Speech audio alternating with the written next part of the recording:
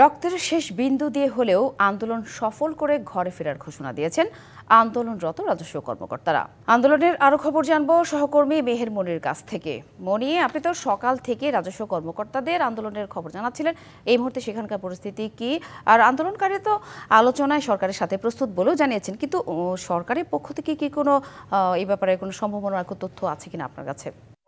আমরা সকাল থেকে এখানে আছি, সকাল ৯টা থেকে এখানে এখন পর্যন্ত দুপুরে এখন পর্যন্ত যা দেখছি যে এই যে রোদ বৃষ্টি উপেক্ষা করে এখানে আন্দোলনরত কর্মকর্তা কর্মচারীরা এখানে অবস্থান কর্মসূচি পালন করছেন এবং ঢাকার বাইরে থেকেও বিভিন্ন মাঠ পর্যায়ে যারা বিভিন্ন ভ্যাট কাস্টমসের কর্মকর্তারা তারাও এখানে এসে যুক্ত হয়েছেন। আপনি দেখতে পাচ্ছেন যে বৃষ্টি পড়ছে, তারপরেও তারা এখানে অবস্থান নিয়ে তাদের একটি দাবি যে এনবিআর চেয়ারম্যানের পদত্যাগ। এলএমই সার্টিফাইড বিশ্বসেরা কপারে তৈরি ওয়ালটন কেবলস, যা আপনার স্থাপনাকে রাখবে সব সময় নিরাপদ।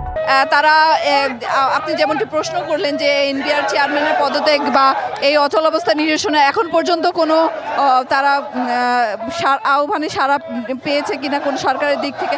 আসলে গত সপ্তাহে একবার আন্দোলনরত কর্মকর্তা কর্মচারীদের সাথে আলোচনায় বসার কথা ছিল বা এ ধরনের একটি আলোচনা হয়েছে সচিবালয়ে, কিন্তু সেখানে ঐক্য পরিষদের ব্যানারে যারা আন্দোলন করছে তাদের সাথে আসলে কথা বলা হয়নি। তারা বারবারই বলছে যে আলোচনার নামে তাদের সাথে এক ধরনের প্রহসন হচ্ছে, অবস্থার কোনো পরিবর্তন হচ্ছে না।